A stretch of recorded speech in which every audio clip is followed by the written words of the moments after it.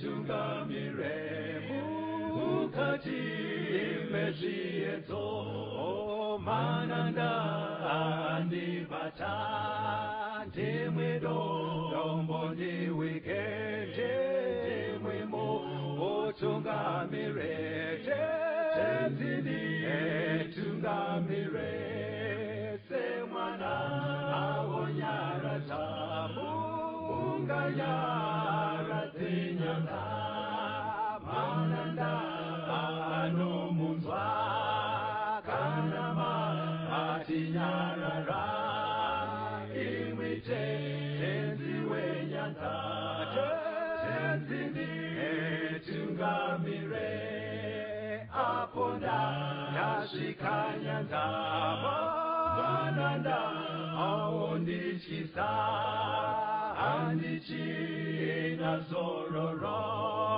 ndotsamira kune mwika kandinzwe imwi motiti ndinokutungamira. Kwazuva yevateereri, tinomuchingamidzai kuchirongwa The Second Coming of Christ chamunopiwa naPastor Gift Rodzi naPastor Caston Betera veku Seventh Day Adventist Church. Mustudio nhasi tina Shailet Chakabveyo ari kutiisira musign language. Pastor, chingamidzai vateereri. Welcome to the program The Second Coming of Christ. Toda kutenda nhasi musoro wenyaya uri kuti Johana akachemei. Johana akachemei. Ndi Johana upu. Johana ubhaibheri kaone. Zita rekungoti Johani mukaritaura rinotaurika sterei panyaya dzekunamata kuti Johani. Saka mukangoti Johana akachemeka munogona kutoita kuti vanhu vakurumidze vamhanya kusiri kumukura wemubhaibheri. Asi kuti hama yakambochemeredzi Johani. Tiri kutaura Johani wekuda zvakazarurwa. Okay. Ndiye Johani watiri kutaura nezvake. Akanyora bhuku razvakazarurwa. Aive mudzidzi waJesu. Alright. Ndiye Johani watiri kutaura nezvake. It's okay. Saka mubvunzo uri kuti akachemei. Alright. Tiverengere zvakazarurwa 5 kubva pavhesi 1 kuenda pa4.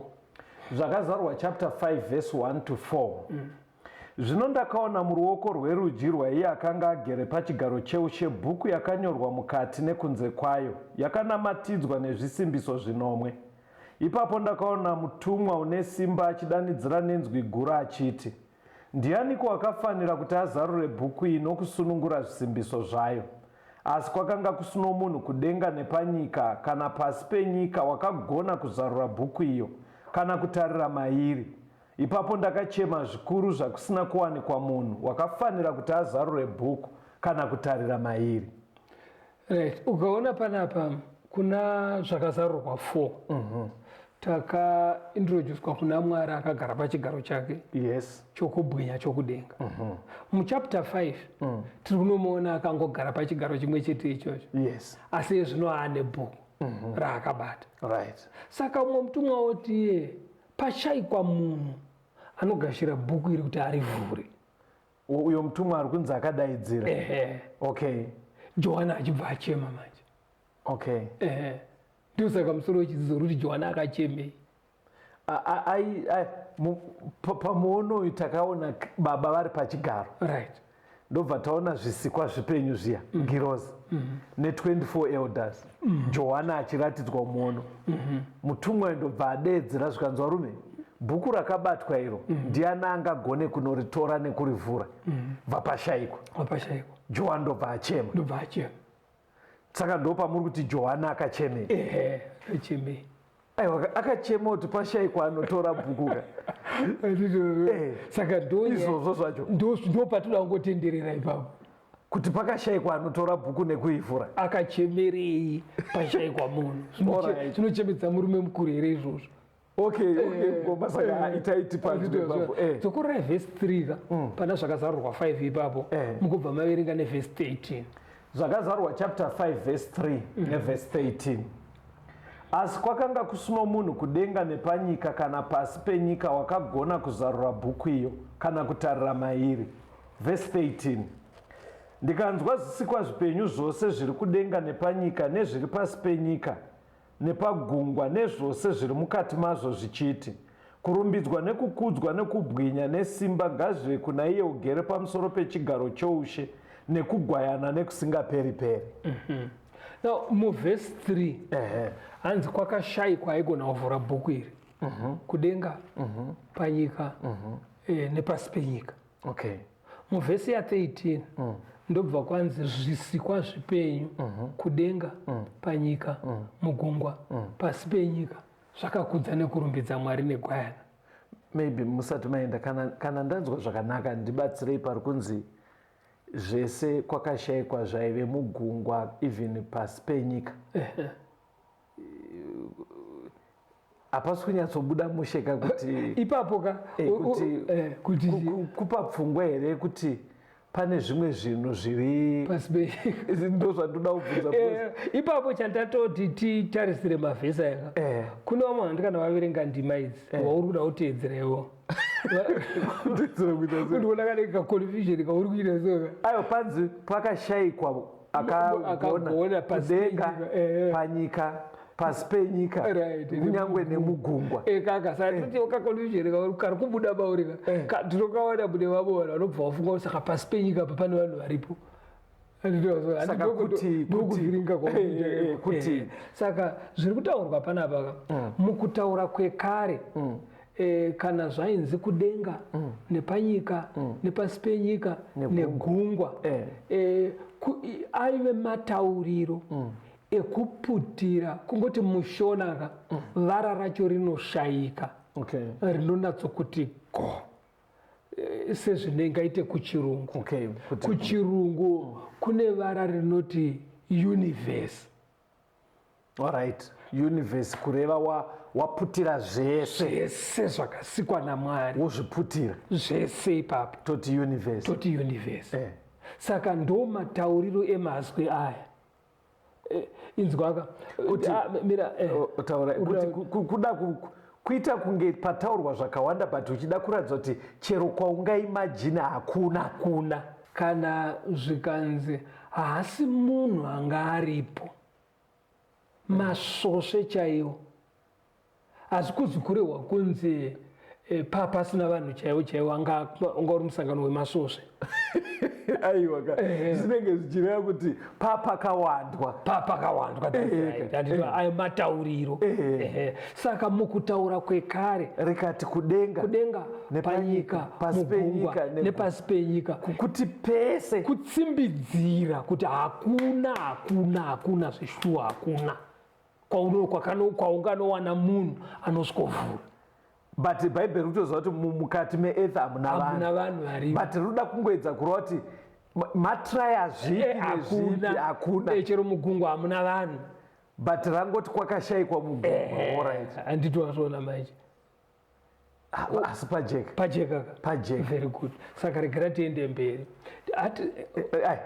Zvajeka ngoma ndikaona waomerwa zvajeka pamapa mufananidzo wekuti panzi haasi munhu aivepo masvosve kuwanda. Unobva waziva kuti vanhu vanga vakawandisa. Aiwa anda pabata. Saka hakuna kumwe kunogona kubva neangagone kusvikofura bhuku iri. Ndo mabudiro ayaita. Dzokorora zvakazarurwa 5 vhesi ya4. Zvakazarurwa chapter 5 verse 4. Ipapo ndakachema zvikuru zvakusina kuwanikwa munhu wakafanira kuti azarure bhuku kana kutarira mairi. Saka Johani ari kuchemei manje pachayikwa munhu zvachese because katauriro kaita bhaibheri ndezvekuti hapana hope yekuti ungatarisa kuti pane mumwe atichangoona achisvika otora bhuku, hakuna.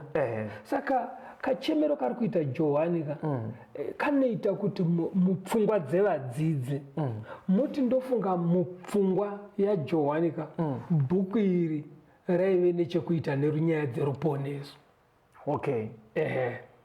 Johani aive munhu ari kutenderera munyaya dzevhangeri. Saka iye aitotarisa kuzoponeswa.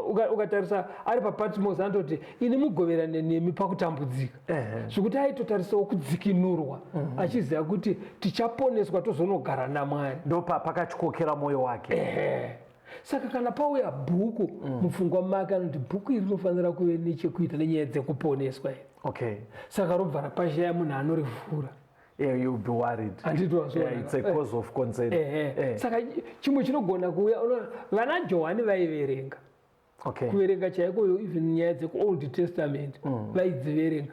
And semenzaniso enda pana Exodus 32 uverenge vhesi ya32 na33 unzwa. Exodus 32 verse 32 na33. Zvinodai muchivakanganwira henyu zvivi zvavo, asi kana musingadi ndidzimei pabhuku yenyu yamakanyora. Jehovha akati kuna Moses, uyo wakanditadzira ndiye wandichadzima pabhuku yangu. Imbomirai tiri kudzoka kunyaya yemabhuku. Ndada pamati ana Johani vaiverenga, especially kuOld Testament vachidaro. Pangabatsirike sei? Ndangoda pafungwe kuti kuverenga pangabatsirike sei pastor, because the moment tati Old Testament mumind yemazuva ano akanzwanzi old zviri kuita unge pangaitwa sei? Haisi old yekuti chinhu chakasakara semota yakuscrapyard, because mupfungwa dzevanhu ndo zvinouya. Aiwa handizvo. Pfungwa dzekurasika chete takambozvitaura, kurasika ikoko kasito. Saka ana Johani vaiverenga. Iye chero Jesu wani paakasadzwa nemweya pana rukafu paipa, andanonzi akapuwa kuna Isaya akaverenga. Old Testament. Iwo zoti warohwa nemweya nhasi woti wamunya Isaya iyi. Pfungwa inobva yatenderera muvanhu. Handizvo kani. Saka panapa atidzoke munyaya. But sorry kuti ndambokudai, because pane pachindinetsa kuti mind iri kunyatsoti. Aiwa kani, usangonondundurudza nyaya dzekurasika uchiuya nadzo panyaya. Tiri kudzidza. Johani panapa uri kuona pana Exodus. Ari kuti regererai vanhu, kana mukasavaregerera ndidzimei mubhuku. Mwari ubva ati aiwa ndinotodzima vanenge vanditadzira. Saka vana John vaiziva kuti kudenga kune mabhuku, ende munogona kutodzimwa vamwe vanhu. Handitozvona aizviziva izvozvo John. Saka anenge achiti kuti kana patoita bhuku, ndo rimwe remabhuku ere, ndoda kuziva kuti ndirimo here kana kuti ndakadzimwa munei mubhuku irore. Handitozvona ko timu rangu randandinaro pavakomana tikorufu vaya vadzidzi varimo here vese. Saka munomhanya pfungwa dzakawanda. But mukoma munhu ungasvike pakubatikana zitereki kudaro nenyaya dzeruponeso. Uyu anga murume mukuru kauyu achitochema. Ukazwa Bhaibheri richiti kuchema riri kutoreva kubuda misodzi kuchema. Kune madhara ekuti izvinhu zvandikunonzi kukanzi kuri kuuya kuri munhu ari kuzogovera vanhu sunu kumarainoko, vanhu votonyorwa mazita. Munhu wese chero nemadhara ane ndebvu dzakachena anenge akatomirira kunzwa zita rake imomo. Munondifungisa kukura kwangu, ini nhoroondo yangu yakanyanya iri kumamisha. Saka paizoitika kuti zvinhu zvauya zvoda kubatsira nharaunda, pobva panzi ane bhuku haasati auya. Because hazvaipiwa vanhu bhuku risipo. Kaka zvine kuti hadzi angatodetseka here nebhuku. Ai pandiri kurera mukuona kuti kudii nyaya yeruponeso ka ingaite here kuti murume mukuru asvike pakudonha misodzi. Unoziva kuti kungoti imimi chijairira chemuchechi. Otherwise hakuna nyaya inofanira kukosheswa muupenyu hwemunhu kudarika nyaya dzeruponeso. Ndopabata verenga mapisarema 69 pavhesi ya28 unzwa. Mapisarema 69 verse 28. Ngavadzimwe parugaro rwoupenyu, varege kunyorwa pamwe chete nevakarurama. Ndozvimwe zvinhu zvaizikanwa nana Johani kuti kunewo vanhu vari muchechi vanogona kutodzimwa mazita avo mumabhuku iwaya. Iye atori muchechi ari memba yakazara yechechi mumarekodzi ekuchechi murejista arimo, asi kumabhuku ekudenga Johani aiziva kuti unogona kudzimwa.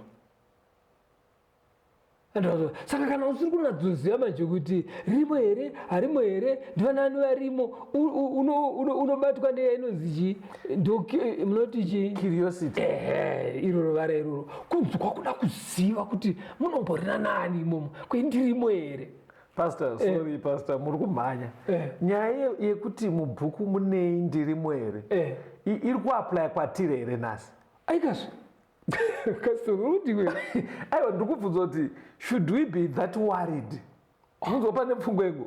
Kana usimo unogoenderei kuchechi? Mafana ako unofanira kutovataura kuti vakomana kune mabhuku kudenga. ngavatoita serious nekunamata zvinoita kuti unyorwe mubhuku. oraigatiFambeni pati Malachi 3 vhesi ya 16 unzwe. Malachi chapter 3 verse 16. Ipapo vaitya Jehovha vakataurirana, Jehovha akateerera akanzwa. Bhuku yokurangaridza ikanyorwa pamberi pake nekuda kwevanotya Jehovha vachirangarira zita rake.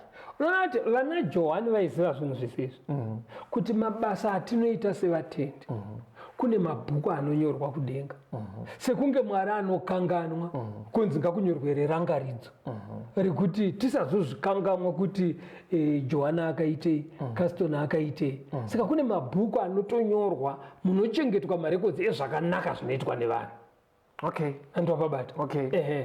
Saka zvese izvozvi vana Johani vaizviziva, plus pane mumwe musi wavakataurirwa naJesu ivana Johani pana Luka 10 pa verse 20. Luke chapter 10 verse 20. Asi musafara bedzi nechinhu ichi kuti mweya inozviisa pasi penyu, asi mufare kuti mazita enyu akanyorwa kudenga. Uri kuona Jesu akatobva kutaura kuti hakuna ingofarira kuti maenda kubasa madzoka, madzinga madhimoni, maita icho. Handipo panogumira nyaya. Farai chete kana mazita enyu ari mumabhuku kudenga. Pastor, muona parikuita nditonge ndikuremerwa.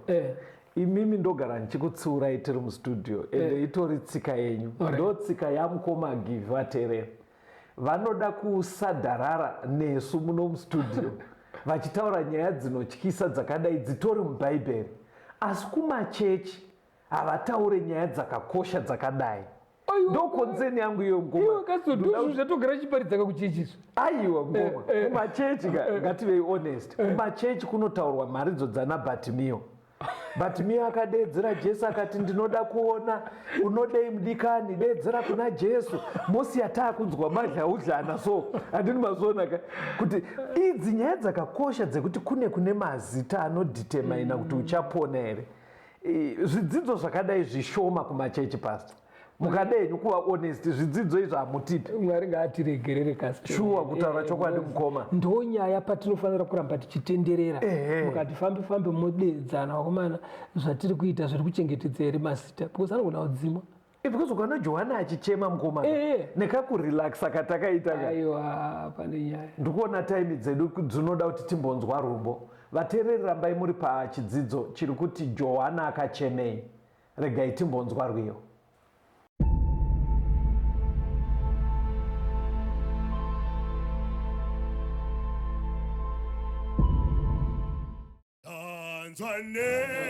Sikomborero moreko wabatenzi wamwe rikukashera madonwe unepenyi hakoneni madonwe unepenyi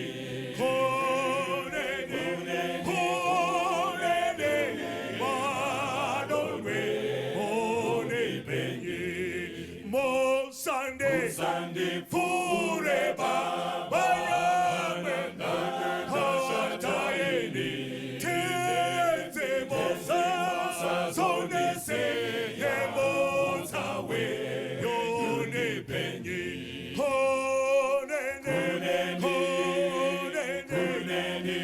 madonwe one penyi hakoneni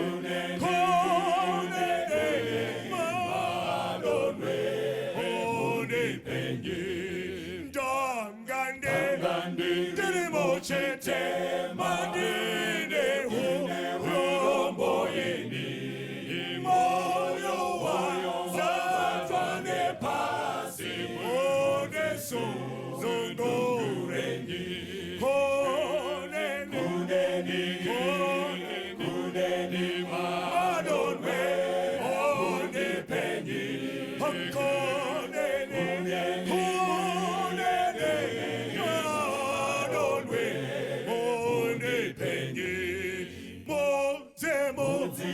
Musanye abofo morarengi etanye humbo wa Jesu runyara ronde pengi hakonene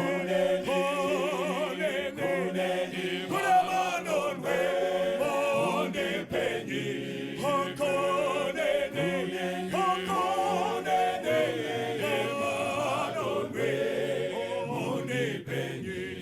mudzimu musavore mabofo muvarambe itanyeta umbo wa Jesu kune unyararo ndipenye kunene madonwe ondipenye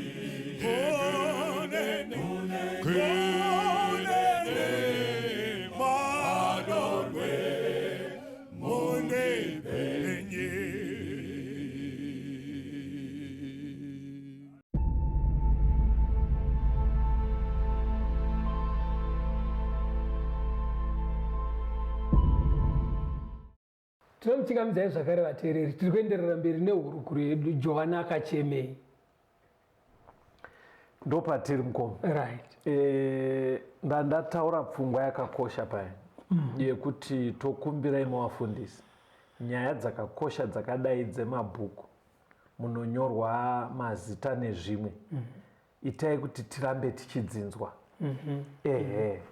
Because iye zvineizvi ukaona munhu achichema kazhinji muchechi anogona kuchema kuti pastor vafembera zita rake, kuti is this real? Ubuda misodzi kashome zvinokuona munhu anochema afunga nyaya yeruponeso. Mukunzwa zvandinotaura. Itai kuti tisavarayirwe sevafundisi. Itai kuti tisavarayirwe. Mashoko makuru wazvishowana hatifanire kuvarayirwa nekuti ruponeso ruriko zveshuwa-shuwa. Jesu ari kutouya zveshuwa-shuwa. But pane chinhu chainzwisiswa naana Johani. Inzwa pamharidzo yaPeter. Pana 1 Peter 4 pa17. 1 Peter 4 verse 17. Peter ndeuya aifamba naana Johani kaiva. 1 Peter 4 verse 17. Nekuti nguva yasvika yekuti kutonga kutange paimba yaMwari. Zvino kana kukatanga kwatiri kuguma kwevasingateereri vhangeri yaMwari kuchagoveiko? Saka vaizviziva vakomana kuti Jesu asati auya kune rutongo runoitwa kudenga. Right. Rwekuongorora vanonamata. Kuona kuti pakunamata kwavo vanokodzera here kuponeswa. Handitwazvona. Saka Johani aitoziva kuti ndiri kunamata. Shuwa ndakatodzingirwa kuno kuPatimosi nenyaya dzekunamata. Asi pane nguva inotoongororwa vanhu kudenga. Kuti ndionekwe kuti after kutambudzika kwese kwandaitawo kune nyaya dzevhangeri ndinokodzera here. Handitwazvona. Saka poita bhuku rinoda kuita sekusvikopindura. Wakamboona kunakidza kwazvaita kana muri kuchikoro ukatumwa kunotora mabhuku aticha kumba. Vaisiya mabhuku kumba kwavaigara. Onzi manya unotora. Pobva padonha bepa ranyorwa manhamba ekugona kwenyu. End of term. Pane manhamba kuti number 1 ndiani. Wobva wariona kuchiona pauri. Zvainengoinika mukakunakidza kuti une latest yacho. Hauna unosikotaurira unenge wangoridzorera paradonha pacho but unenge wangonzwa kuti saka Johani kuti ndatoita mukana wekumboona bhuku rubva ranzi hapana ari kurifura. Saka anxiety yake I understand now. Anditwa pabata manje. Saka yari kuziva kuti pane rutongo runofanira kuitika. Anditwa zviona. Because nyaya idzi dzaitove serious. Inzwa zvaanotaura iye pana zvakazarurwa 22 vhesi ya11 na12. Zvakazarurwa 22 vhesi 11 na12. Usina kururama ngaaramba achiita zvisakarurama, une tsvina ngaaramba achisvibiswa. Wakarurama ngaaramba achiita zvakarurama, mutsvene ngaaramba achiitwa mutsvene. Tarirai ndinokurumidza kuuya, mubayiro wangu ndinawo, kuti ndipe mumwe nemumwe sezvaakabata. Urikuona zvinhu zvaiva zvakanyatsocheka mupfungwa dzaana Johani kuti pachasvika nguva inongonzi naMwari munhu kubva iye zvino zvichienda mberi ari kuramba ari kusaidi kwaari. Pazvagumira uri ndipapo. Pazvatodhikilewa ndokwaunoramba uri ikoko. kureva kuti pakucherechedzwa nekuongororwa kwazvinenge zvichiitwa kana nguva iyoyo ikadaidzirwa uri kusaidhi revakarurama hakusina kuchinja kembe. But ndopfungwa iri kurwiswa naSatani mukova Kuti because kudeedzera hakusati kwadeedzerwa but madeedzerwa ari kuitwa ekuti zvinobva zvangovharana zvakadaro rufu une point ipapo. rufu runobva rwatoita kuti zvazvaguma zviri ndo side rauri saka zvinoita Satani manje hameno kana muchimbozvoonawo kumaraini kwenyu anoziva kuti rufu rukapatisipetwa nemunhu ari soba unogona kuenda pachimiro chaJohani chekuchema because ndopaunogona kunyatsoona kuti pane zvoda kugadziriswa saka Satani zvaari kuita mazuva ano anomeka sure kuti pari kutofiwa doro ngariwande kupfuura zvese kuitira kuti maindika isasvike pakumboti dhuu kuti nenewo ndinogona kuzofa. Because muchaona kuti ane kaitiro kaanoita kekuti kunyanya vanhu vechirume Satani haadi kuti vanhu vechirume vanyanya kugara mumba mune bhodhi mune coffin because ukaita 10 minutes so wakatarisa coffin uchiona kuti zvaguma pane zvinengenja pfungwa saka anongoita kuti varume vangoti mbichana woenda kunonwa ende vamwe vanobva vatonyanya kunwa parufu kuitira kuti mainame zvekutoti anototaura kuti akamboziva kuti chii chaiitika paya madhakira anga akaita parufu rwasekuru wake so that panonopera rufuka pfungwa padzinodzoka kudzama kweclose of probation inokonzerwa nerufu yaka hakukudzamire because pfungwa dzanamwa amene kuti manzwisa here zvandikutaurikuzinzwa kuti nguva iyi kai kumberi iriko pachanzi munhu ngaachiramba ari zvaari asi iye zvinezvi inogona kudhiklewa nerufu kuti pawafira ndo panodhitemina kwauchamuka wakananga parumuko pane nyaya saka vanhu havaengenje pfungwa parufu nzeidha anenge achimhanya achitenga zvinhu kauti doro runobva ranzi ngariende kuvakomana vari kuchera guva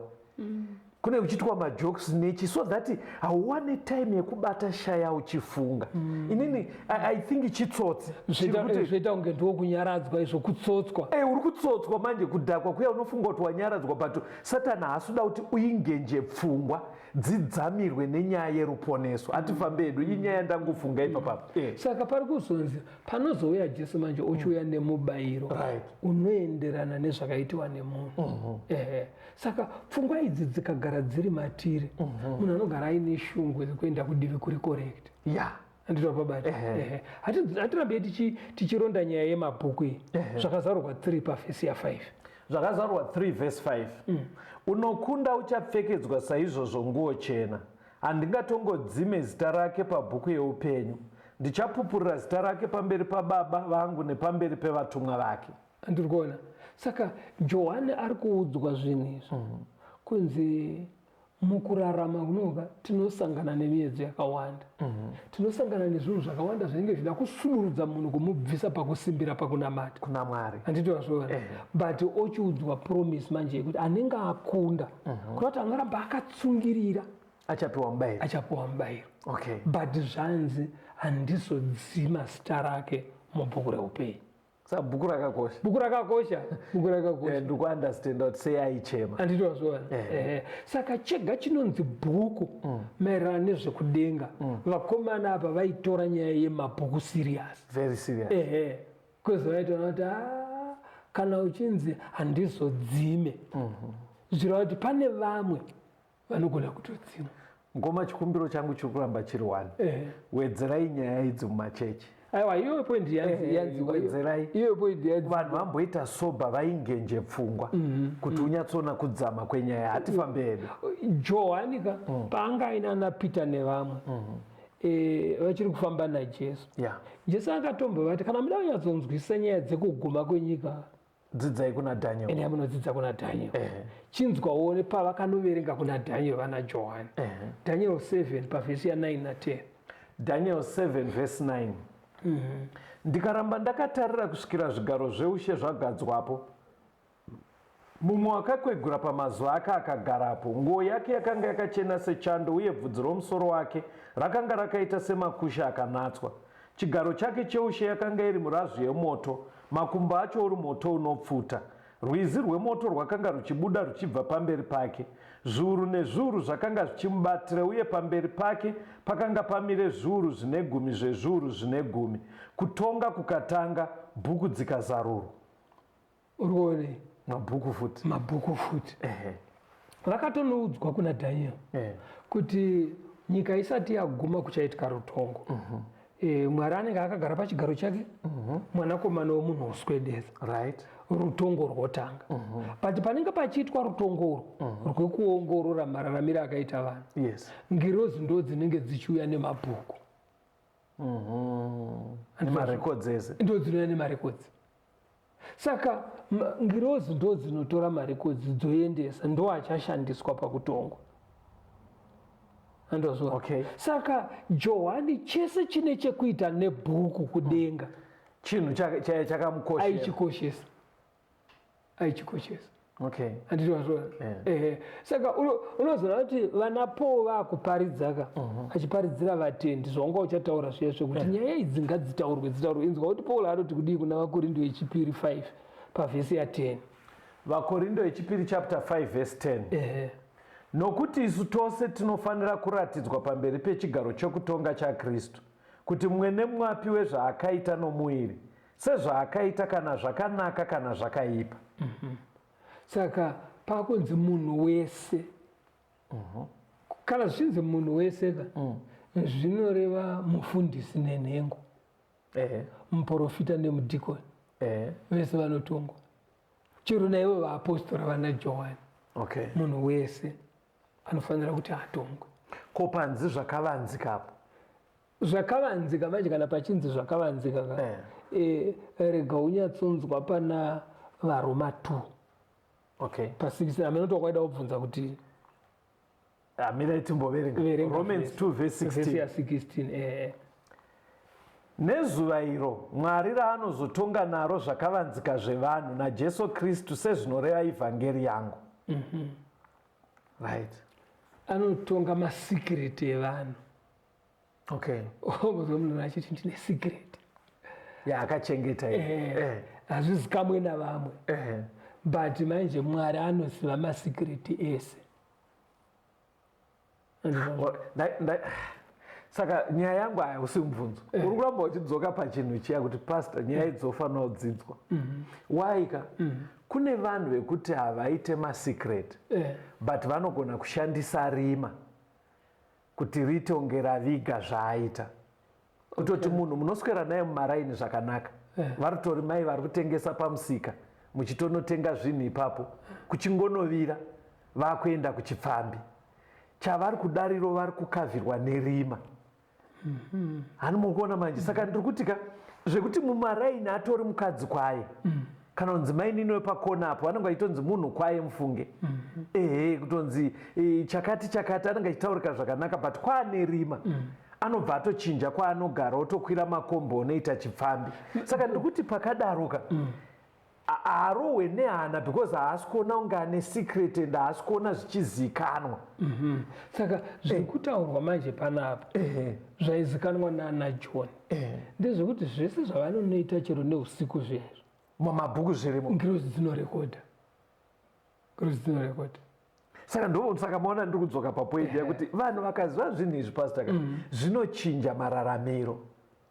Dai zvadaro zvinonoshandura mararamiro, because ukaziva kuti ndadhilita pafoni zvandandatumira kana kutumirwa, asi uchiziva kuti zvine tsvina, yonzi zvarekodwa, mukuona kuti hazvikusiye zvakanaka. Kune pafoni wadhilita asi kune rekodhi iri permanent. Ani mukuona zvandiri kureva. Saka pfungwa iyi ikadzamira vanhu, even mashandisiro efoni anochinja. Uri right.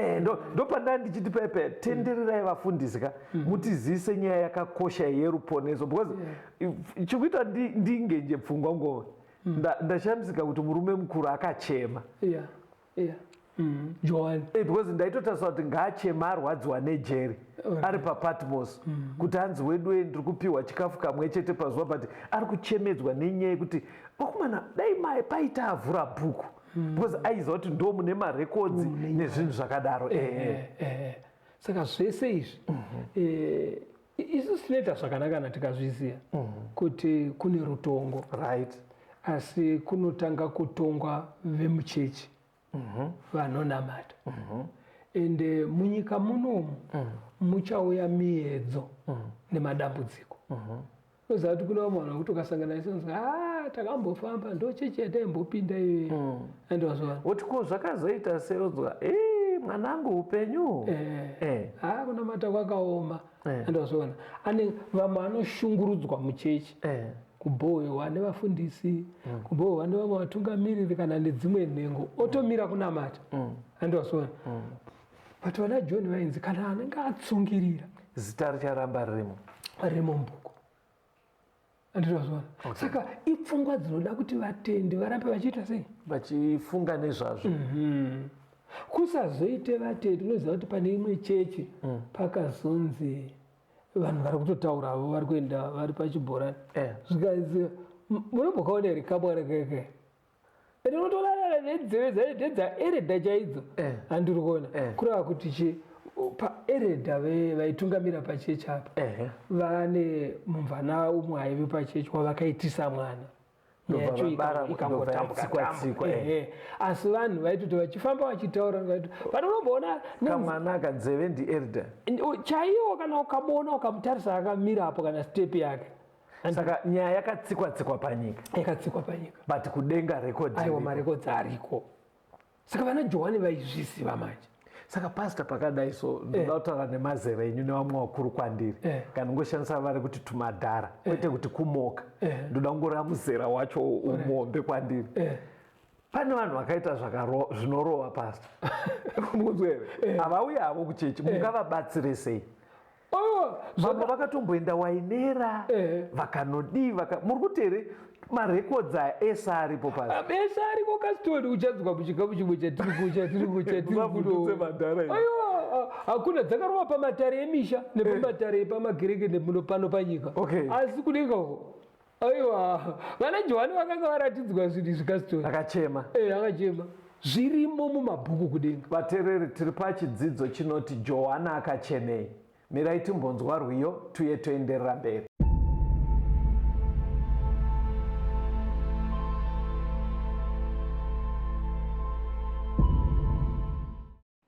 Mukristo mukatenze akutuma ewe nendo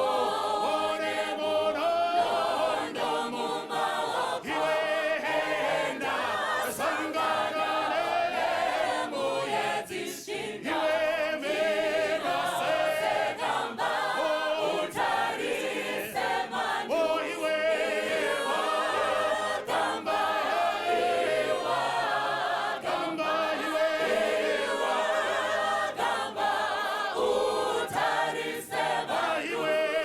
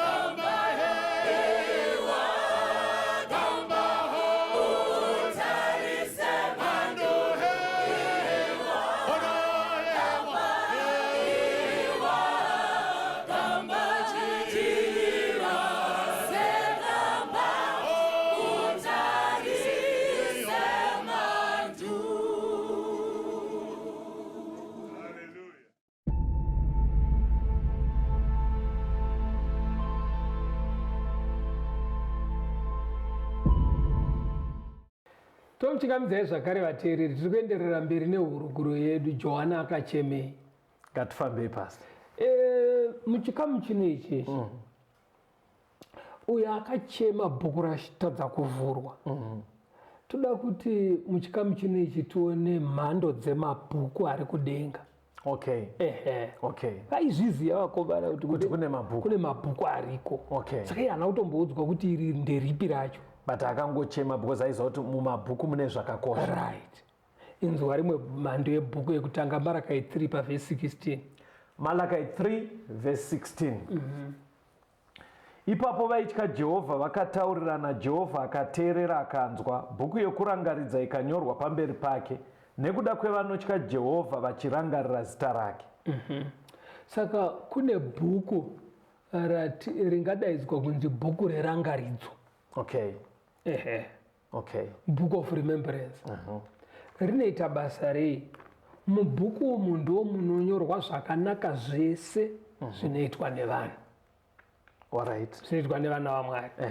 Saka kana uri munhu anonamata, chakanaka chese chawaita, chero vanhu vakachikangamwa, kudenga havakanganwa. Zvinorekodwa. Unonzwa vanhu vaita pastor vanhu havatende, unoziva unoita ichi, waita ichi. Havatende vanhu. Vanhu vanogona kusatenda, asi kudenga kune bhuku rerangaridzo. Zvinonyorwa.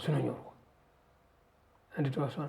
Mubhuku rerangaridzo. Ko iye zvinoizvika vanhu vanyanya kubata pfungwa iyi ine zvayakanakirawo. Zvekuti paaenda kunobatsira vangave nherera nevarombo, anotoenda aine vanorekodha. Kuti zvibva zvatorwa nemafoni, obva ati paari kuvasvitsa chiupfu, otitora picture kudaro, obva azodai. Kuti pfungwa iripo ndeyekuti zvitonderwe kuti ndakambobatsira. Muri kuti kuna Mwari. Inzwa ipapo wandikata hako ndandauda unosiya ndajekesa imwe pfungwa. Kuti bhuku rerangaridzo mabasa akanaka anoitwa nevatendi. Wasemanyawe. Kana munhu asiri mutendi, marekodzi aya haana basa. So angofanira nemunhu ari kugona metsa ari kumombe. Asiri kuchikoro. Achitsuna metsa aziswe murekodhi rekuchikoro. Handitosvona. Musade kudiscourage. Tikutaura paya. Ayo, muda kudiscourage. Saka muri kuti mabasa akanaka ari right, but munhu ngachiuya kuna Mwari. Ikakachiita kauri muna Jesu. Kuitira kuti ugoverengwa pakuverengwa. Ayo, dzokora statement yenyu hamusi kunyatsoziva zvairi kureva pastor. Kuti munhu ari kuweka metsa ari kumombe. Haana kutoregister. Asi ari kudzigona kumombe. Ari kumombe. Hapana pazvinorekodwa. Aiwa, hazvina marekodzi. Hazvina. Alright. Saka kana wagonaka, chibva wangogona zvese, bva watenda muna Jesu wacho. Okay. Ndozviya zvanozitaura pana Mateo 25, makandiona ndine nzara, mukandipa chekudya, mukandishanyira, pindai mufare. But kana wanga usingatende manje, hazvibatsiri. Ndopabata. Ichallenge kuvanhu vakanaka vakawanda. Bhuku rerangaridzo. Right. Ande pana Mapisarema 25. Vhesi ya 7. Ndoda kuti muiverenge naJob 13 verse 26. But Job 13 verse 26 ndinoifarira muchirungu, inonatso kunobuditsa pakuturikira shona yakasirira zviri kutaurwa ipapo. Mapisarema 25 verse 7. Regai kurangarira zvivi zvoudoko hwangu, nokudarika kwangu mundirangarire neunyoro hwenyu, nokuda kwekunaka kwenyu Jehovha. Job 13 verse 26. Munotonga zvinhu zvinovava pamusoro pangu, munondidyisa nhaka yezvakaipa zvoujaya hwangu. Ndo yamati tiverenge nechirungu Job iyo. For you write bitter things against me and make me inherit the iniquity of my youth. Urikuinzwa kai? Regera titangire kuna Mapisarema. Kuna Mapisarema kwanzi musarangarire zvitema zveuduku hwangu. Yes. Urikuona iwo nevafana vako. Pane nyaya dzinotambwa nevafana vako mumazera euduku. Zvino uyo ari kutonamata kuti ndapota zvangu, musadzokere kumafaira euduku hwangu. Aripo here mafaira? Ndo ari kutaurwa manje pana Job kunzi you write bitter things against me. munonyora zvakashata zvangu anongoti bitter things ndiye akazviita ka akuti bitter things hazvinakidzeka. Iwo unobona kuti pane mamwe machapta eupenyu ausingadi kuti adzokorore. No, Pastor, mirai panyaya munoda kuvhiringa vafana. Muri kuti here age yeuyouth Mwari vanorekodha madetails iwayo kana kuti age yekungokura. Unobotaura zvinorasisa vafana kukura kuita sei? Orega titi hamusati manzwa here zvichitaurika even nevanhu vakuru kunzi kwaanogoda kudaro sei kweiye akaroora kana anga achida kutamba ujaya akaroorerei. Pfungwa yavari kutaura ka ndeyekuti kuita vasikana vakawanda uchirara navo ari kuzviti zvinoda uri jaya waroora chimira sekunge kuuyuthika kuri kutenderwa kuita zvese. Aiwa ndo pamunofurira vafana ipapo panapa pari kutonzi Mwari chiregewo kurangarira munhu atendeuka manje ndiyari kuti chiregewo kurangarira zvandakaita ndiri mudiki because hazvi mafaira acho haana kutombonaka chobva anoti munotonyora saka twese tunenge tuchiitwa nevafana vanonyora mungatsvage tsumoka dzekuzvigadzirisa. Aiwa handisirini ndiri kudaro kuvafana ndiri kutotaura society. Society inotora nguva yeujaya ka neumhandara ka unotonzwa kuti aiwa uyu akanyatsotamba ujaya ukanzwa achiti akanyatsotamba ujaya ka vari kureva kuti akaita utsvina hwese. Munzwa pfungwa yandiri kutaura even vafana vacho ukatovasangana nezvino vamwe unonzwa kuti aiwa inonzi adhautari vanhu vakaroorana asiya mukadzi wake oenda kumwe zvekuti panotoo nepfungwa inotenderera muvafano vechidiki kuti kurara muchiita upombwe musati maroora hazvina problem, it's part of growing up. Aiwa hapana kukura muchitema tozviri kunzi zvinonyorwa manje naJobhu izvi Mwari vanonyora. Saka mukadai manje pasi mukada kutedzera zvotaura mavhesi enyaya mavharira vafana vese because imi mukuitora lightly manje. Anovharira ndianiko ndo vanotozvivharira neunhu hwavo because chiri kutoda kuti chinzwikwe nevafana vakoka ndechekuti kudenga zviri kurekodwa. Munoziva kuti ezvinezvi vafana vanogona kutoisa zviya zvekuteerera munzeve zviya ototedzera rumbo ruri kuimba zvinonyadzisira achitofamba achitorwimbawo. Saka ndiri kuti kana zvakadaro zviri kurekodwa ka vafana tiri kuvavharira panze. Enda pana vapisari 51 vhesi ya 1 muri kundikata henyu but mapisari ma51 tinotaura mataipe dzemabhuku ekudenga 51 vhesi 1 ndinzwirei tsitsi Mwari nekuda kweunyoro hwenyu, dzimai kudarika kwangu nekuda kwengoni dzenyu. Uri kuona munhu anofanira kutotendeuka uye atendeuka manje ndinzwireiwo tsitsi. Chero ndikadzokera kumashure pauduko hwangu kune zvinhu zvinonyadzisa zvandakaita andivazova zvandaifunga zvese zvakangoshata ndiregerere dzimai Mwari kureva kuti kune rekodhi yezvitema kudenga. Munotora nebhuku rinonyorwa zvitema zvinoitwa record of sins.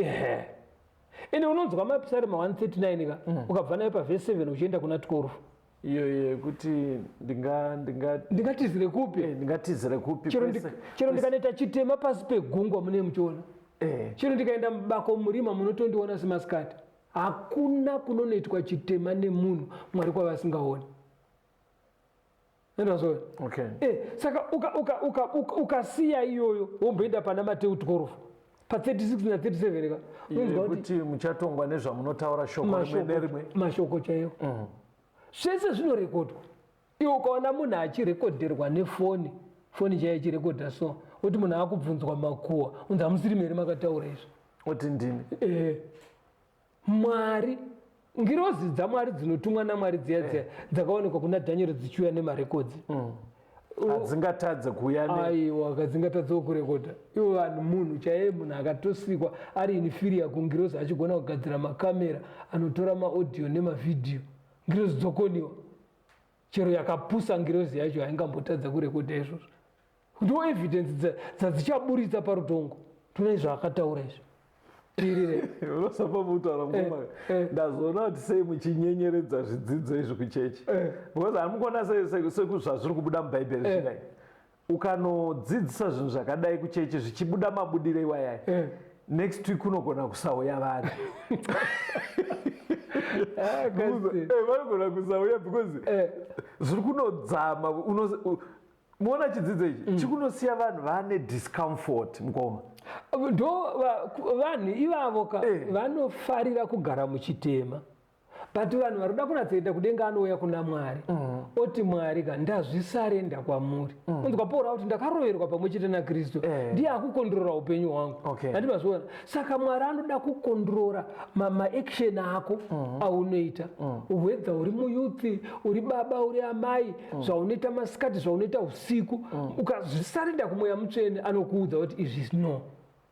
Mashoko aunotaura iwo pana Mateo 5 handiti pa 28 ndo panonzi chero ukafunga watoita upombwe kureva kuti ngirozi dzinorekodha nezvakafungwa mathoughts.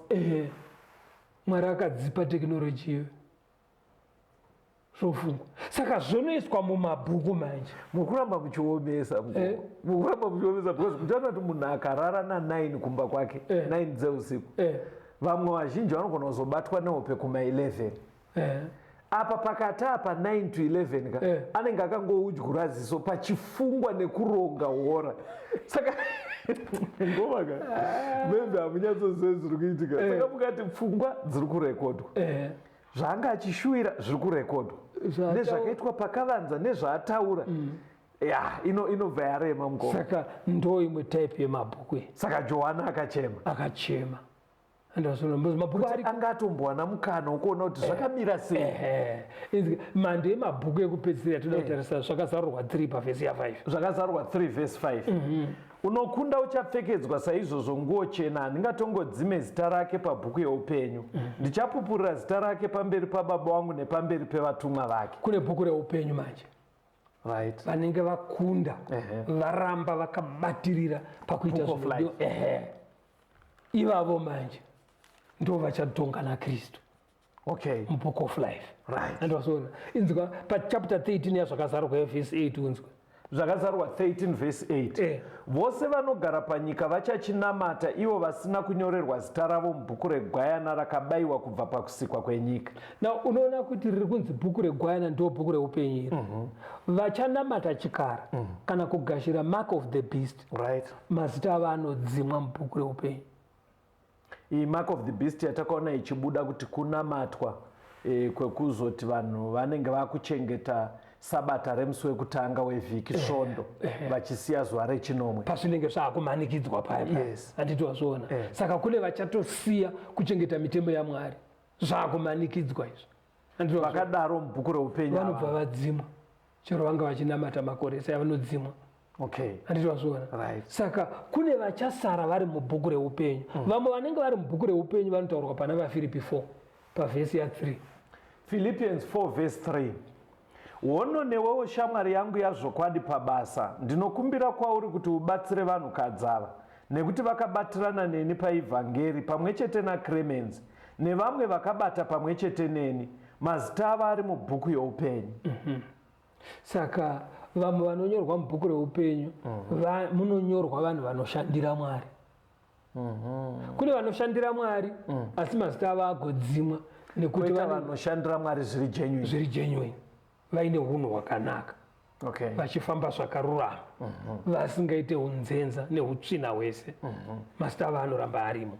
Saka ndo imwe type yemabhuku ari kudenga. Bhuku rerangaridzo munonyorwa mabasa akanaka evatendi. Bhuku rezvitema munonyorwa zvitema zvese zvevanhu vese vanonamata nevasinganamati. Bhuku yeupenyu munozonyorwa vanenge vakunda. Asi ndoda kuti ucherechedze chinhu dzisati tavhara nyaya. Pane ndima mbiri dzataverenga. Taverenga kuna Exodus 32 vhesi 32 na 33 yati ndinodzima akanditadzira ndodzima zita rake. Ndobva taverenga mapisarema 51 vhesi 1 iye anga achikumbira kuti dzimai zvakaipa zvangu. Handinzwirei tsitsi Mwari nekuda kweunyoro hwenyu, dzimai kudarika kwangu nokuda kwengoni dzenyu zhinji. Saka kune kudzimwa kwemazita achibviswa mubhuku reupenyu, koita kudzimwa kwezvitema kubva mubhuku rezvitema. saka munhu unochuza kuti chodzimwa chii either zita kana kudzimisa zvitema. Saka zvitema zvinodzimwa mubhuku rezvitema ndezvevaya vatendeuka vauya kuna kumbira Jesu simba kuti handichada kurarama ndichidai, zvinobva zvadzimwa neropa raJesu. saka muri kuti hazvigone kubhalansa zviri tu kuti zita riri mubhuku uku kune zvitema. Aiwa, hazviite. It's either of the two. Kana uku zita risiko zvitema zviriko, zvitema zvikadzimwa zita ririko. Saka vanhu toita sei apa? Ngatidzimisei zvitema poza pana chaunobhadhara tosiya mazita ari kubhuku reupenyu. Johana akachema yakasimba, yakasimba. Vateereri, Johana akachema chidzidzo chiri kuburitsa kuti pabhuku rakashayikwa akatarira nekurivhura. Sekudzidza kwataita zviri mabhuku mubhaibheri, mune madetails anofanira kuita tiingenje maindi yedu. Ndo pane nyaya yekuona kuti wakaregerwa zvivi, ndo pane nyaya yekuona kuti zita riri mubhuku rekupona here. Zvese zvinorekodwa kudenga, ende kudenga panoitwa judgment hakudedzwe munhu. Marecords mabhuku iwayo ndo anoshandiswa. Mwari ngaakubatsire. Pastor Rodze zvino achakupai phone number dzekuti mukashandisa namba idzodzo paWhatsApp, tinokupai malink ekuti mujoine maWhatsApp groups atinotumira zvidzidzo every morning kuti musangane nezvimwe zvidzidzo zvakaitwa kumashure. Mwari ngaakukomborei. Vapei phone number 0716 452 086 0716 452 086. Mwari vave nemi, tigosangana muchikamu chinotevera. Tungamire mukati mezviedzo mananda andibata ndimwedo domboni wikende ndimwemo otungamire tenzini tungamire semwana awonyara tabu unganyara zinyanga mananda anomunzwa kanama atinyarara imwite tenzi wenyanza tenzini tungamire aponda yasvikanyanza mananda aondichisa andichina zororo ndotsamira kune mwika ngandinzwe imwi motiti ndinokutungamira